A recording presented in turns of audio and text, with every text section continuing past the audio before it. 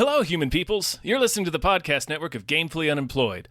To support us and gain access to great exclusive podcasts like Fox Mulder is a Maniac, Tom and Jeff Watch Batman, Star Trek The Next Futurama, and our latest show, Spiel Boys, head over to patreon.com/gamefullyunemployed. We do game streaming, movie nights with our patrons every Friday night, and you can even commission your own podcast about anything you want. Literally anything, within reason, and we have to do it. You are quite frankly out of excuses not to go visit patreon.com/gamefullyunemployed. That's patreon.com/GAMEFULLY unemployed, which is spelled like it sounds.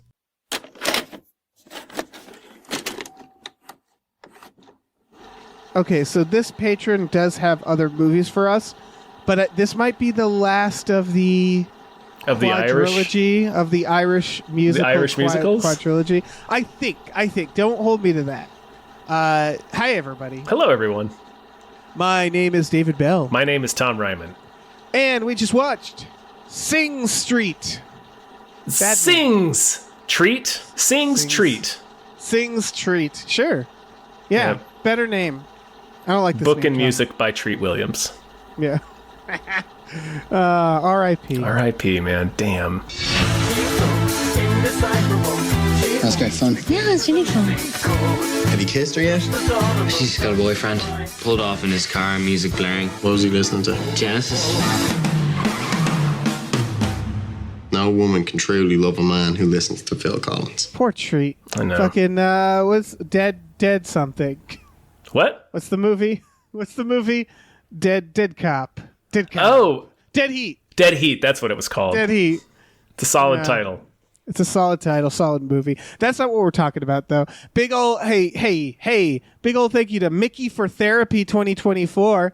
Mickey, thank you so much. This has been a journey through the music of Ireland. And thank you for that. Yeah, not thank a bad you. journey. No, it's been really interesting. This is Yeah, go ahead. Oh, this is from the director of Once, John Carney. Okay, I believe that. Yeah, It's very similar to Once. It is, and also it's got like a lot of the main band kids that none of them are actors. Obviously there are actors in here. Littlefinger is popping up. Yeah, and I feel like that has to be discussed for our poor little downtrodden main character. It's like, oh man, fate's dealt you a bad hand when you're like. When you're poor Irish immigrants in the 1980s and your dad is Littlefinger, it's like, dude, I know. You are doomed. It's Littlefinger doing the part of Cole Meany in this, where it's like, let's get a famous dad. It's exasperated dad, and it's Littlefinger. Yeah, just smoking a cigarette, drinking at the breakfast table, wearing cardigans. Lots of cardigans. Beautiful dirtbag. Tommy Carcetti. And then, of course, his brother, who is the sad little bear from Midsommar. His brother is 100% Christian from Midsommar. That actor is American. Wow. I was amazed. That's surprising. It's really strange that they have... I guess it's not really strange, but I just, because it's an Irish film and all the actors are either English or Irish, I just assumed he was also Irish. He is not. Yeah. He's doing weird. A voice, Dave. Yeah, he's in a Transformers as well. Apparently, he was. okay. I think he was primed to be like a Hemsworth at one point. People were like, "Is he going to be a Hemsworth?" He has a Chris Pratt look to him. He looks vaguely Prattish. Yeah, and it looks like he mostly does like more indie stuff. Well, good for him. Yeah, I agree. This was 2016, I believe. This Sing Street. Yeah. So it's post Once. The director Once has done and continues to do many musical movies. He did that one with Ruffles. It's I forget. It's Ruffles and like a Anne Hathaway, I want to say. He did it. I'll look it up real quick. It's the name of it if he's done Begin Again. That's the one. It was 2013. He just did Flora and Son, which I haven't seen. I haven't seen most of these. The point is he was a sad bear. He was a sad bear. No. I'm talking about the director, but yes. I see. Midsommar, very sad bear. Bad little bear too. He got what was coming to him. How'd you like Sing Street? I thought it was cute. It was. I can tell that it's of a piece with Once because it's very. I don't want to say it's naive, but it is kind of fairy tale-ish in the way that Once was, and it is about sort of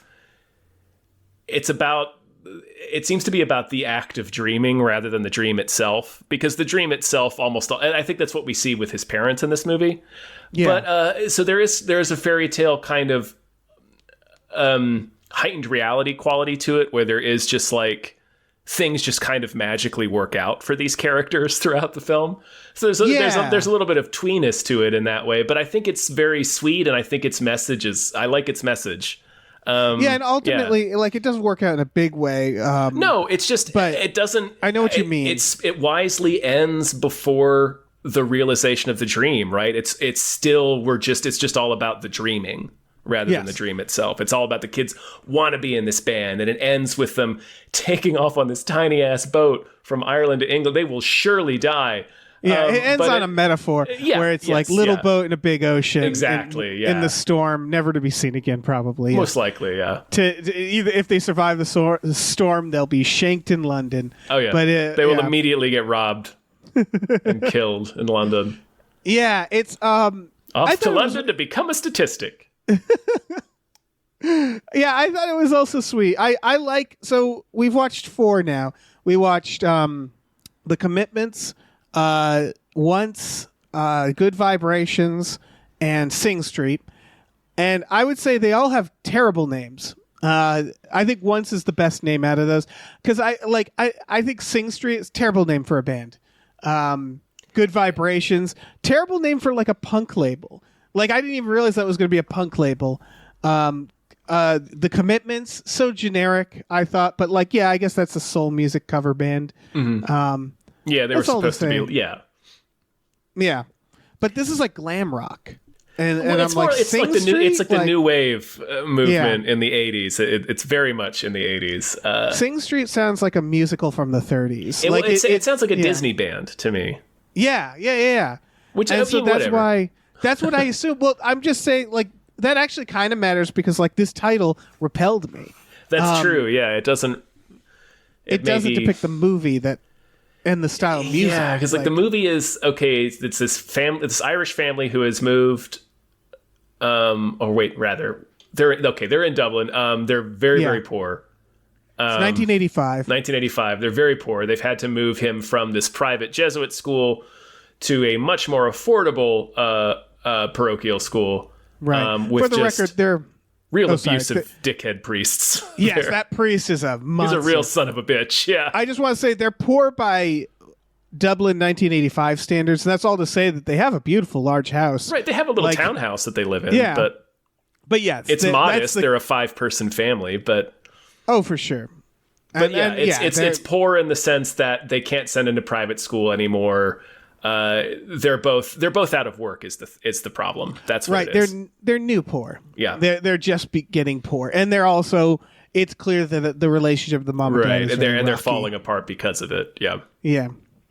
And anyway, he is at this new school, and to impress this girl he notices across the street every morning while all the kids are lining up for this academy, he walks over there to chat her up, I guess as you would say in Ireland.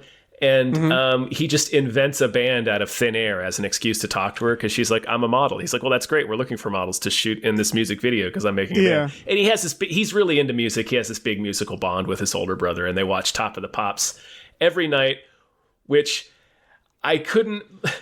I had recently, not recently, but like within the last 2 years, I watched that Netflix documentary about Jimmy Savile, the guy who hosted Top of the Pops, where he's this monstrous child molester for decades. Oh, Jesus.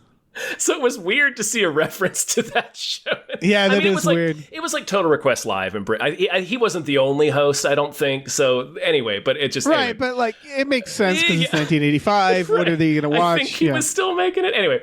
That's an unrelated tangent. So he invents this band out of thin air and then has to put together a band and just finds fellow classmates in this school and they just make a band. They sort of reverse engineer a band because he wants to talk to this girl. And he wants to get laid. Yeah. Yeah. And then he discovers that he actually has this great ability to write songs and he has this great feel with his band. And even though like he changes genres as often as he changes clothes, like he goes through like Right. Depeche Mode to The Cure to like something more like Culture Club at the end. Well, like he's just going through every phase of new wave. But that's what you do when you're a teenager. It's yeah, I mean, the idea, right, is that his brother is the one who's into music, so he's mimicking. Like when he's trying to show that he's into music, he just saying says shit. he parrots what his brother said. Yeah. So this kid, like, it's like a Seinfeld episode, like this elaborate lie that he's created because he wants to impress this girl. It's if George Costanza was actually really good at being in a band. Yeah. Because that's what's funny is the lie spins out of control so much that it becomes like, no, that's the main thing he's doing now. He becomes committed to the band. That's the thing. It doesn't spin out of control. It just, that's the, part of the fairy tale quality. It just magically falls into place. Like, he meets this kid who just happens to be a great manager. He knows everybody. And the first person he introduces him to is Eamon, that guy that plays every instrument. Right, yes. It's like very convenient. Yeah, they don't need to like practice. This is like interesting because it's the band stuff is almost on the back burner. It is. Where you look at a movie like Once is almost about the process more. And then you look at like things like The Commitments or Good Vibrations. There's some element of like they kind of suck or they're trying to figure it out. They kind of form the band and they're like, yeah, we're good now. And it's like, okay. They just gel. Like that's what I was saying about like the magicalness of it. Like they just gel. There's never really any strife. There's like fun strife, like when they show up for the music fit. I love the bass player. He might be my favorite guy, but he shows up with a cowboy costume. So good. And vampire teeth. Just because they're like, bring costumes. So he brought a Halloween costume. It's so good. And he's just like, when they want to put makeup on him, he's like, I'm not wearing makeup. Yeah. Like, but you'll wear a cowboy suit. Yeah. And then he relents, so he has and then he relents, on, and then he's just as like Dracula mod as and new wave as the rest of them. But they slowly become they all just gel, and they're all amazing. I don't know. You're right, because that's not the point. The point is about it's the hope that the dreaming gives you, right? Like because they're all these dead end kids. They're all doing poorly in school. It's not a very good school. Like it's run down. The priests are all mean. One of them's teaching the wrong lesson when they get in there. He's teaching them Latin. He's supposed to be teaching them French. He's got a flask. Yeah, he's like 90 years old. He has a flask. Like but that's the point. The point is like, and like his parents are so preoccupied with what's going on with them, they don't even realize he started a band. Like nobody is looking out for these kids. Is the point? Yeah, I think that it's anyway. I was just saying I'm agreeing that the band's not important. It could have been anything. It's just like a band is very frequently the thing, the dream that kids like this do attach themselves to. So it's just more about like the hope that it gives them to pull together and move out or take a chance with their lives, I guess. I'm not sure. So I agree that it could be anything, the band, but it seems like having watched all these films that music in this era too, like it feels like a lot of it has to do with like this is an era that wasn't great. Exactly. Good Vibrations kind of takes place a little earlier than this, I think, like 70s into 80s. Mm-hmm. And there was a lot of shit going on there. Yes, the troubles. And what we're learning is that Dublin, it's really funny, is all of these movies, Dublin stands in for like middle America. Like to give people perspective, London in these movies is seen as New York or LA, right? Which is like, I got to get to London. London's where it's all happening. If you remember Once, he's going to London, right? And she has to stay behind. Exactly. Yeah. There's always these aspirations of London is where you make it. And so we're in Dublin, which I guess is seen as like, this is bullshit. Like this place sucks. We got to get out of this place. It looks great to me, but that's what the movies are doing. And it seems like that what these movies kind of are circling around is in this time of hardship, people like turn to music, right? Like the 80s was a big time for punk music and like new wave in and Europe specifically because it's post World War II. It's a lot of economic strife, and then like we were saying in Ireland, they have like the Troubles, and there's a lot of downtrodden people with not a lot of hope in this period of time. Honestly, like if there was ever a time for punk to come back, it would be right now in America. Yep.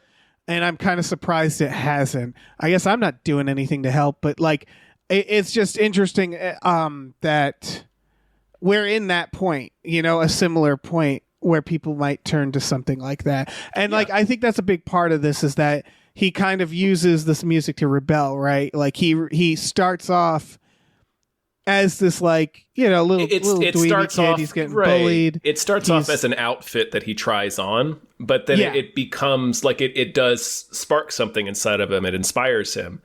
It becomes armor in a way. Yeah, it does. Yeah, but it's there, and there's a disingenuous aspect to it, which I appreciated this aspect of the movie, where like he only starts the band to impress a girl.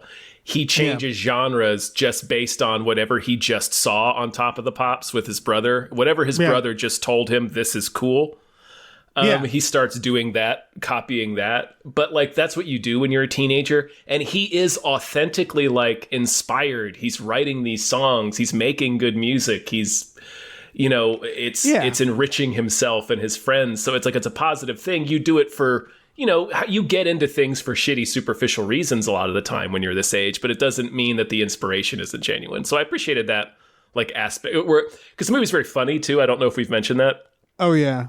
So it does toy with this idea of him being simultaneously this artiste, this like tortured soul, and also just kind of a poser. Like, yeah. So well, that's what you are. Yeah. Yeah. Like, so I you kind of laugh at him school. a little bit, even when he's having these big dramatic moments, but none of it's disingenuous.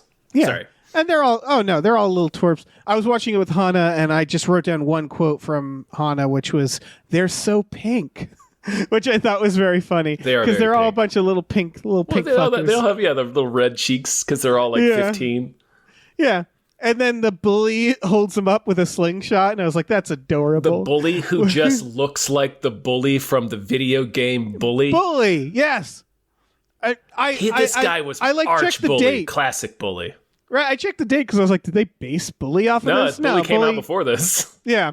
But it's the same setup, right? It's an all boys religious school. So like, if you're picturing the game Bully, you are correct. Like, that's what his school basically is. It's a less fancy way version. shittier academy. Like, this is where the dead end kids go to get smarts beaten into them by priests. Like, this is not a good school. This. Is this an American thing too? Because there's this, I've never seen a school look like this. What I mean is even Bully, like these Hogwarts ass looking schools that are, everybody wears a uniform. That's just not my world. And I grew up in Massachusetts. There's plenty of private schools. Don't get me wrong. Plenty of kids that wear uniforms in your home state. Yes. But like this, like weird religious private school, I don't know. I've never had a background, and it's treated in this like it's a prison. Like they're like, oh fuck, he's going to the scum school.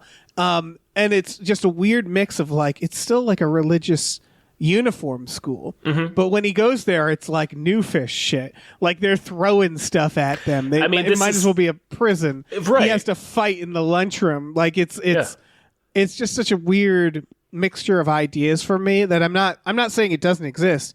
It's just very foreign to me. Just think of it like military school. Right. Like the way they always, in American movies, are always threatening to send you to military school. Like, I feel this is like reform school for bad kids. Right. Yeah, see, this aesthetic I always associated with having money. Like, quote unquote, that's what it's supposed to be, but it's really just, it's a very poorly funded school. Right. And so all the kids with no money go there, and it's you guys know, we don't need to get into that's the thing, the systemic issues that create self-fulfilling prophecies. Well, yeah I just didn't know that there was like the essential the version of a private school but not upper class. Like, I always thought when you have to wear a uniform, your parents are rich. Like, that's how I always in my head thought of it. I don't think necessarily. I think it just depends on the school. I think it might be more common in. Maybe it's more common in the UK. I don't know. I think it just depends on where you get sent. But like the idea of wearing it's supposed to discipline you, right? Right. Like that's the idea. So like, I mean, there are public schools that have uniforms, I think. Anyway, we can move on. They should not. Schools shouldn't have uniforms. That just seems like a bummer. Yeah, I wore a shirt and tie every day for 7 or 8 years. You had to do it? Yeah. I mean, I went to private school in high school and middle school, but oh, sweet. Yeah, my friend did. I guess. Well, you get. I mean, it depends. My friend went to some really nice schools because his dad was a teacher who taught at those schools. So it wasn't that they had like money; they just happened to have that in. You know what I mean? For sure, yeah. Which was a nice. But I would bum around there every now and then like a scumbag. We went dumpster diving on graduation, which was really cool because they were all like international students. So they were throwing out like their laptops, like these rich international students. It was a good deal. All right, sweet. Yeah, if you ever need to dumpster dive, go to a fancy schools. International private school on graduation day. Yeah. Because they have to empty their dorms and they're all rich, so they're like, just put it in a dumpster. And guess what? They'll be throwing out all their EU to US adapters too. Exactly. And you can stock up on those. Stock up on those. Anywho, it's all to say that like this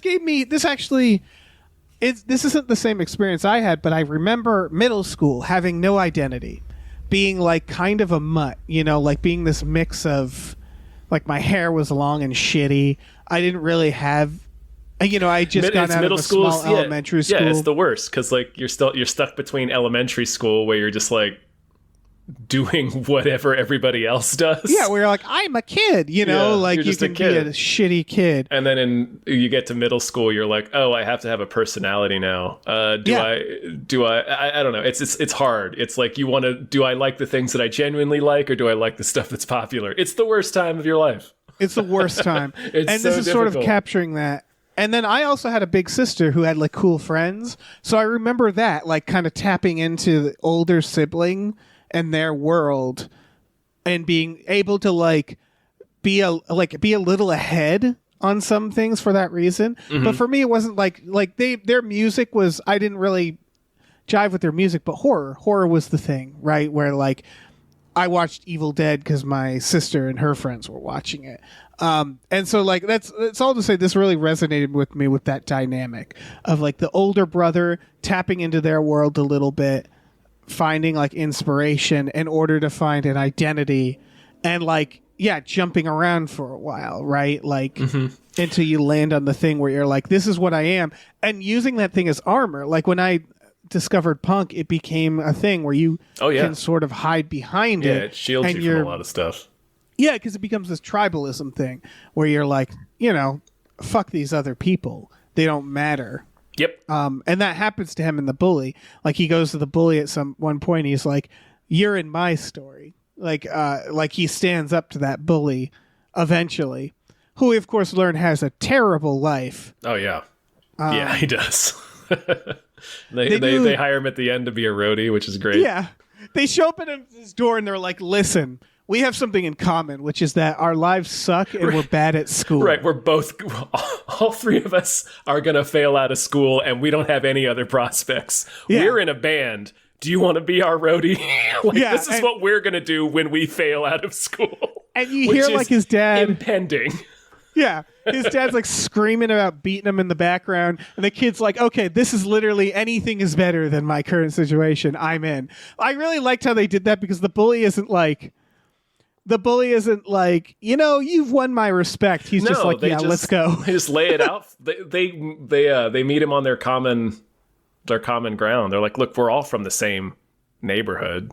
Yeah. Like everybody's telling us we're not going anywhere. We're failing out of school anyway. We've got a plan. You want in on it? Yeah, it's not a it may not plan. work, but hey, we've got a plan. He does kind of abandon the band at the end. For the record, like it's not the band on the boat. So like, well, remember what Eamon tells him in that like 2 scenes before when they're writing that one last song. He's like, Eamon actually puts the idea in his head. He's like, yeah, you should go to London with her. You should take her to London, get a record deal. That'd be great for us. Oh yeah, and he's like, well, what about the band? He's like, band's fine. We're not going anywhere. That's the whole idea, right? We're not going anywhere. Right, exactly. So like. Him going with her does still represent all that for sure. Right, he's carrying all the hopes and dreams with them. Yes, to get stabbed by a shark. And of his brother, too. Like, his brother watches him leave. I really like the Big Brother stuff in this. So his big brother is like a stoner. It's very subtle, yeah. Yeah, he's sort of... He's sort of... like he gives him advice. He says, rock and roll is a risk. You risk being ridiculed, which is a great line where he's just like, you're writing poetry to music. It's ridiculous what you're going to do. I'm glad you hit. I just wanted to jump in real quick because I'm glad you mentioned that line. That one really hit me because as a person who I wrote music and played in a band professionally for about 10 years. And it really stuck me because it's absolutely true. Like you're getting up there, you're 9 times out of 10 wearing some ridiculous outfit, singing poetry that you wrote to a bunch of strangers. It's real bleak. If they're not into whatever vibe you're laying down, they're going to crush you. It is a nightmare to man. It's one of those things. It's kind of similar to stand-up comedy. Having done the band for 10 years before I did stand-up helped a lot because it's like, well, I already have, like, it's nervous until you get on the stage and then like the armor comes on. Right. You're putting yourself out for humiliation. Yes. Where I'd argue stand-up comics are even worse because like rock stars get laid. I feel like stand-up comics are not like, even when you're good at it, it's not like a sexy job. You're also not, the band has a lot. You're not by yourself. You literally have an instrument in front of you usually. So I've got that. Like you're hiding behind the persona of the band as the armor. With a comedian, it's like you have your own persona that you come out and sort of that becomes your armor. But it is a lot like it's just you up there fucking talking. Yeah. So anyway, we should get back to the movie. Yeah, I mean, well, this is all part of the movie, I think. I did want to say, I'm sorry because I interrupted you. No, go. But I did want to say something real quick between the 4 Irish musicals that we talked about. Something interesting. Between 3 of them, the odd man out is Good Vibrations, and part of it is because it's like a true story. It's like a biopic or biopic of that real guy.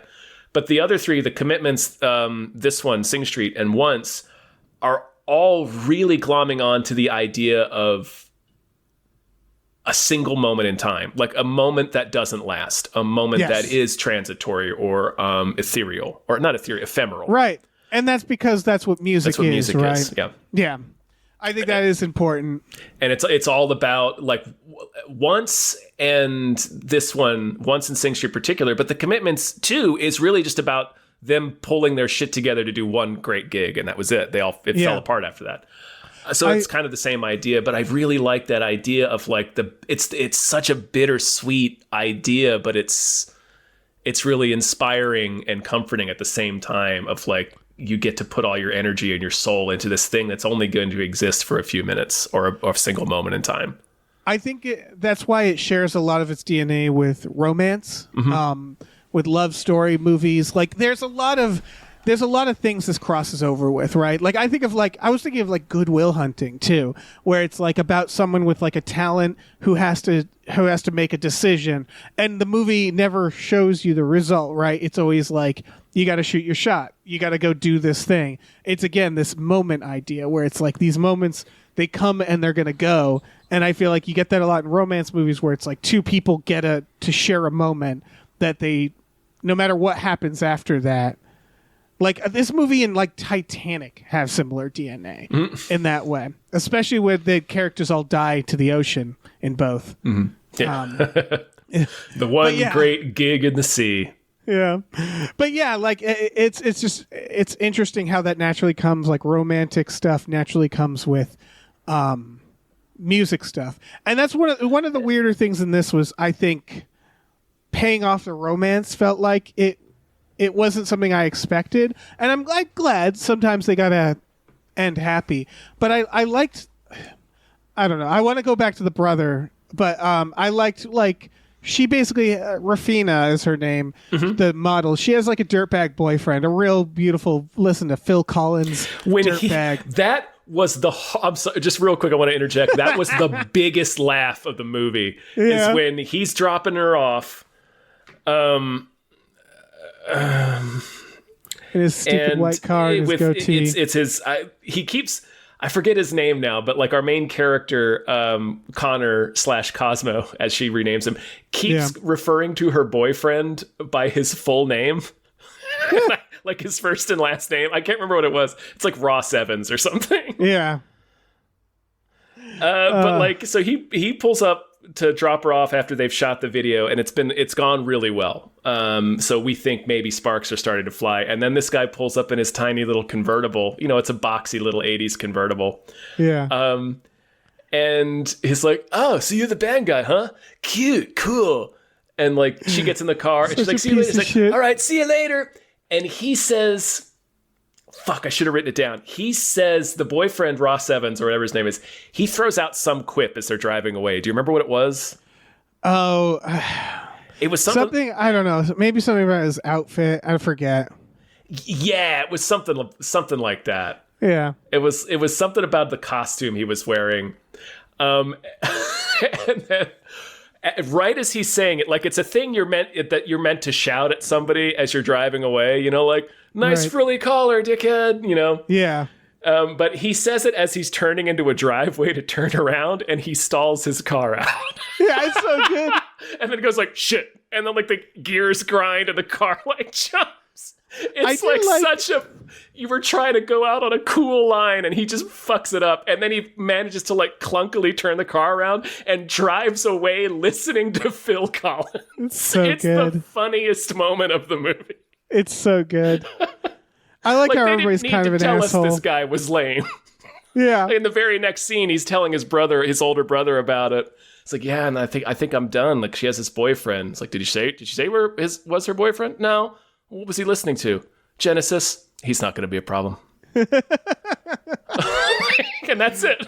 It's so good. He just drives away blasting Phil Collins. What an asshole. Sorry, I just had to interject. So that was There's a lot of good. belly laugh when the car stalled. Oh shit. There's a lot of good little moments like that. Yeah. I like when Littlefinger doesn't understand the concept of music videos, where he's like, "Oh yeah, he's not even singing live. What is this?" Well, he doesn't understand, because usually on Top of the Pops they would have him come perform live. Right. So he does. It's like, why are they showing a video? Why don't they come sing live? And then the kids are like, "Because they just said, Dad, they're on tour in America. God, Yeah, it's art. it's this thing lives forever." Yeah. Yeah. I like when she says to him, "There's no real work for models in Dublin." And he goes, "Yeah, tell me about it." Like trying to be conversational. Line. Yeah. Well, I picked it up. I picked it up as a joke.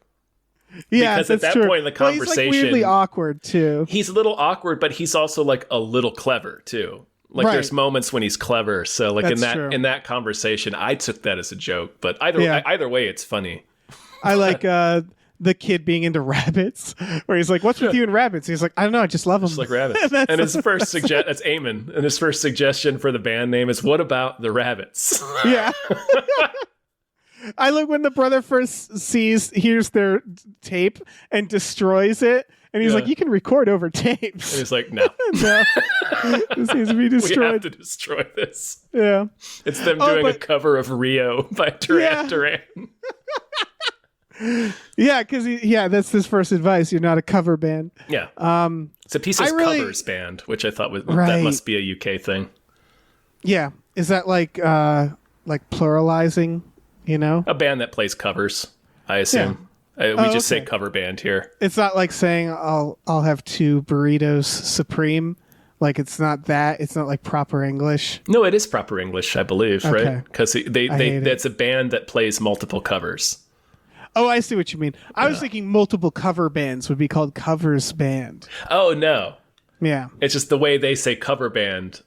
I don't know. It language. It's weird. Let's move on. It's weird. It's terrible. I really like. So the brother basically has this arc where he's like a stoner. He's giving it advice, and then he sort of sees him be successful, and he says a very big sibling thing, which is another thing where he says, "You get to follow in the path that I macheted through this family," essentially. Mm-hmm. And I've talked to my sister about this. He says, "You moved in my jet stream," which is the idea that the first kid is always the one that you kind of fuck up on.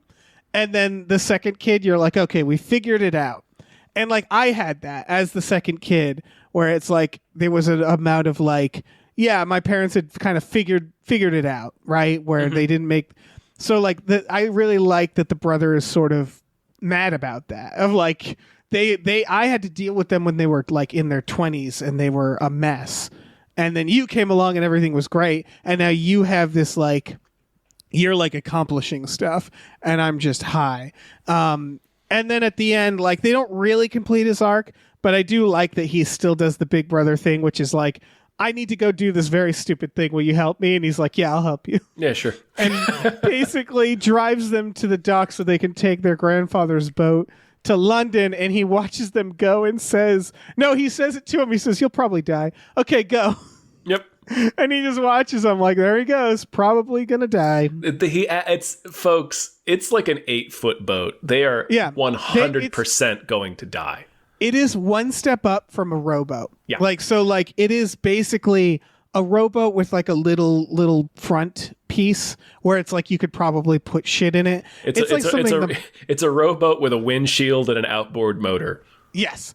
And it's called Jim. The boat is called Jim. The boat is called Jim. Yeah. Yeah. He is going to. I don't think Jim is making it across the channel. Yeah. It's amazing. They immediately go into a storm. Which again, symbolism. They run into a big boat. It's a little ship running into a bunch of little ships or big ships in the ocean. Yeah, a big ship full of dreamers. People coming to Ireland for hope. Like they're coming to Dublin looking for work, I think, is what they were saying. Oh, right. Or they're yeah. I think so. Or it's the opposite. I think it's the opposite. I can't remember. There's a lot of exposition at the beginning of this film. Yeah, there is. Just to clue us. That's the only sort of thing that kind of brushed up against, but I think it's just to sort of acclimate, because it's clear this is meant to be an international film and not just for Ireland. Yeah. So they kind of wanted to explain it. Yeah, they wanted to clue people in who didn't grow up in Ireland during this time. That's what was going on. Yeah. Yeah, I mean, in terms of hits against this film, like I generally liked it. It's very cliche. Like the evil teacher is very twee. The evil teacher fucking waterboarding his ass to get the makeup off, just drowning him in the sink, saying no more Ziggy Stardust. And then like he's just a mustache twirling. Not to say there wasn't teachers like this in the 80s. That there weren't thousands of these kinds of teachers. Yeah, for the record. But I think it's like the ending where they just play the song and the teacher goes like, "Oh no," and like runs out, where it's like, all right, that seems like a very simplistic view on how this would go. But they're invoking Back to the Future, which is a movie that also is kind of simplistic in these dynamics, right? Where it's like, here's the shitty principal, here's the bully, like here's the dance, and all he has to do is punch the bully. So like there's this idea, like they play a Back to the Future themed, or they try to make a Back to the Future themed music video, but it's like real shitty. And then he has like the fantasy about how it should go. And it's sort of like wish fulfillment about his parents being back together and his brother being okay. So it's that's all to say it's weird they're recognizing this like elevated fantasy world. Well, the movie kind of is also that at times. It's also kind of a cliche. But it's not drastic enough that it was ever confusing. No, or not felt at all. Weird. It was just like, yeah, we get it. This is what music is for him. This is what it represents to him. The possibility, the hope, like I keep saying, the dream. Yeah, and I think they earned it for the part with going back to that shitty boyfriend and Rafina, like she abandons him. That in that scene, like when they're shooting that music video, basically we get this whole little fucking saga that happened off camera where she shows back up and she says, "Yeah, my boyfriend dumped me. He slapped me or hit me, and he treated me like shit, and he said I wasn't a good model, and he left." She basically says like, probably now I'm listening to Genesis as he drove away. Yeah. So like it's like this weird freebie where it's like she comes back to him, but I did like that he doesn't kind of accept it right away, because she says like, now I'm stuck here hanging out with a bunch of 15-year-olds, and you realize like she hasn't been taking him seriously. Yeah, exactly. Like she abandoned him. Mm-hmm. She just ditched him, and it's a weird thing to navigate because they sort of just make up after that. Yeah, like she just comes watches him, and then they go together to London. And I was like, I feel like there's more for them to work out there. Right, because they treat it like. He treats it like, oh, a girl I thought was my girlfriend, but it's like in that moment, the betrayal, the hurt that I felt more was that they had collaborated on all this. Yeah. Like they were working together. Like he was telling her sharing his lyrics and explaining what they meant, and she was giving her input, and she had a lot of input on the different videos that they shot, and they were coming up with stuff together. Like she was part of the group. So Right. like, I thought that was it. Like but the movie just sort of, again, very simplistically doesn't want to focus on actual complicated. Well, I mean, there are some, but like Oh no, so for example, it tries to make things as uncomplicated as possible, I think, Yes. in these relationships. sometimes it succeeds. I think The Bully it succeeded in. Yes. Because that was also them trying to be very simple, wrapping it up. The brother just being like, you go do it. You know, like, but that's also like, I bought that. That's fine. He's a big brother. He's supportive. But she was the only one that I was like, I don't quite buy this. I thought the arc, and you probably thought this too, was that he starts the band to try to impress the girl, and then he cares more about the band ultimately. Yes. Yeah. What he has to learn to do the band for the right reason. And that's what he does. And that's he what still he does. he still does the gig. He still gets into it. He still has a great time. And she shows up at the very end for the very last song.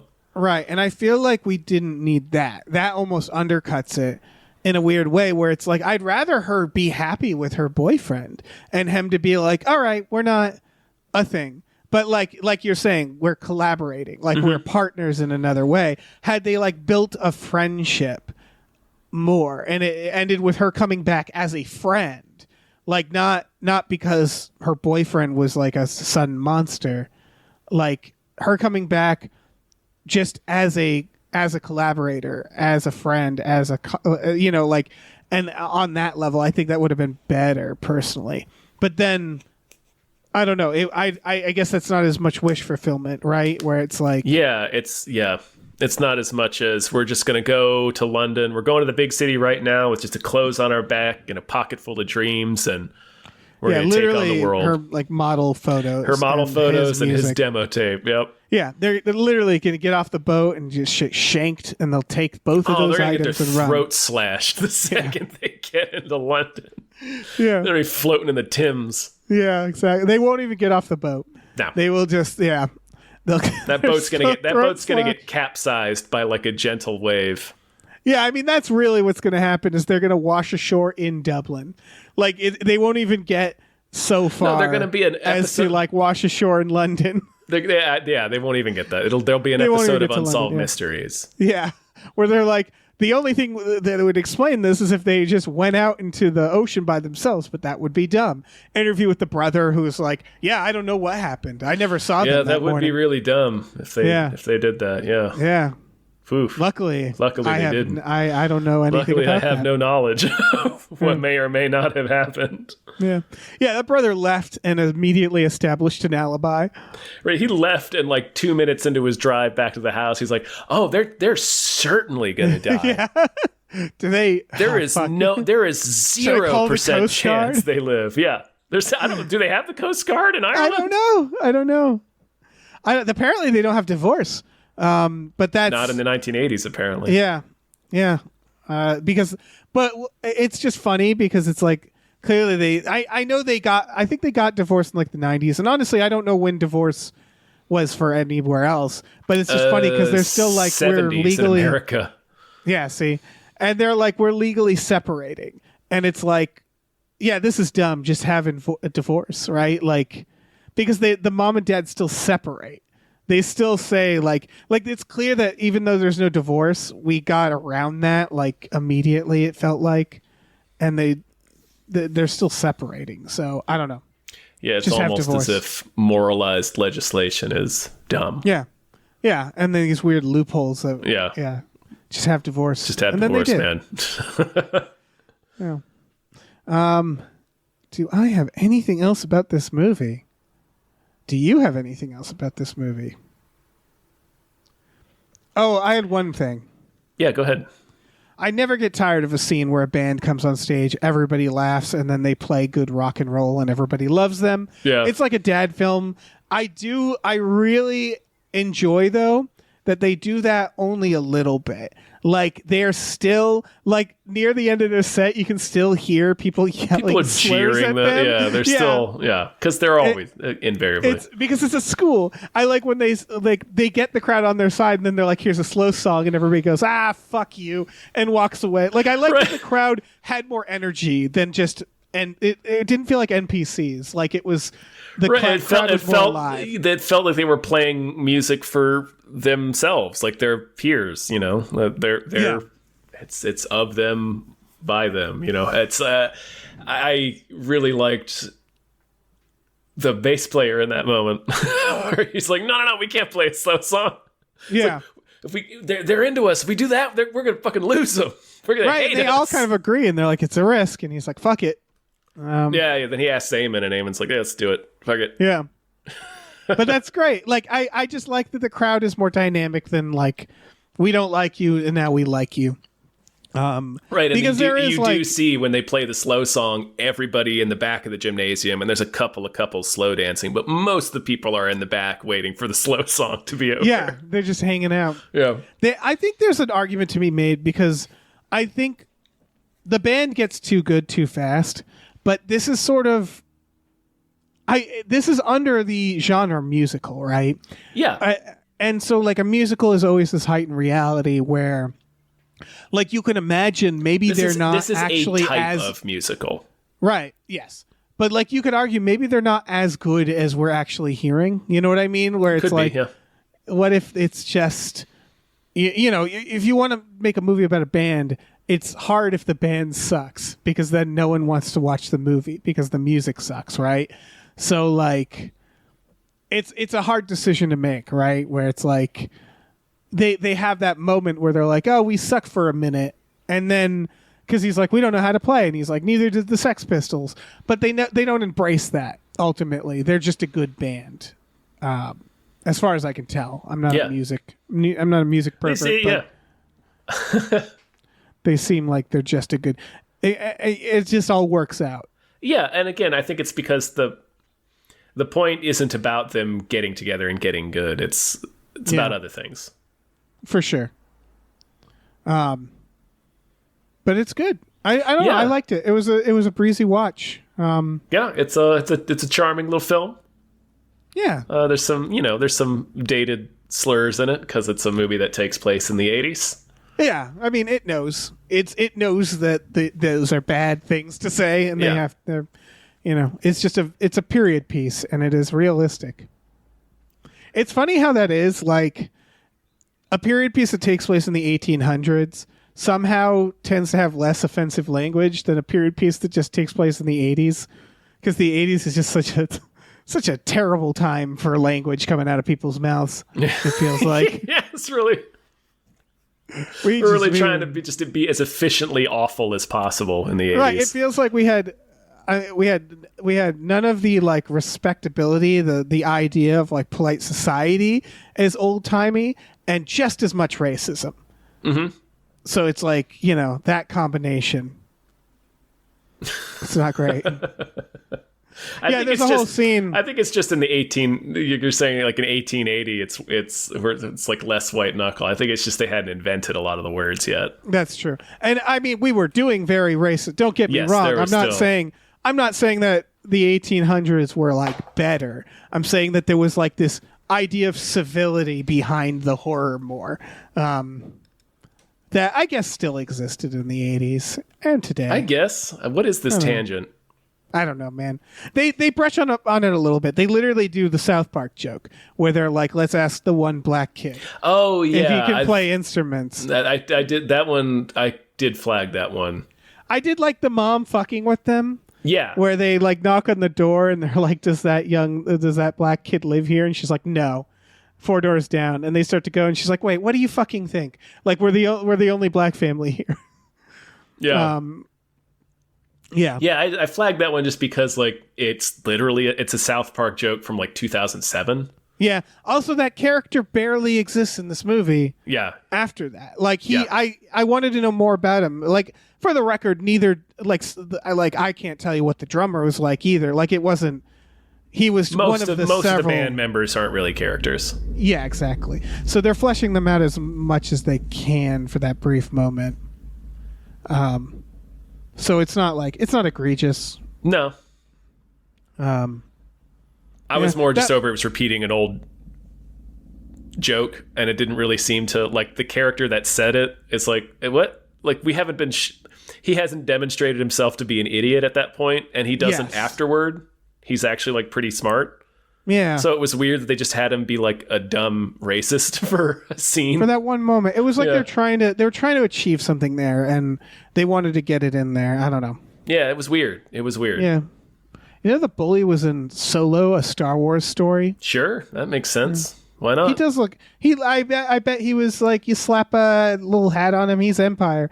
He looks like an Empire dude. Yeah, you put a little helmet on that dude. Yeah, I assume that's what he was. Yeah, he's got Empire face. He does have Empire face, and not just 100%. Because he's a British actor or Irish No. actor. Sorry. No, he's just got Empire face. Some people have some people have Empire face. I don't know. Yeah. All right. Are we done? I think so. Mickey, for therapy, thank you so much. If this is the last of this series, of this quadrilogy, which I think it is, I'm not going to look it up. Thank you so much. This was a delight. I came out of this with a few new films that I like. I mean, I had seen once, and I continue to like once, but fascinating little cluster of films. Yeah, I've enjoyed them. I've enjoyed this trip to the Emerald Isle. Me too. So thank you, Mickey. This was through our Patreon, patreon.com/gamefullyunemployed, GAMEFULLY unemployed. There are tiers where you can have custom We Just Watched episodes like the one you're listening to.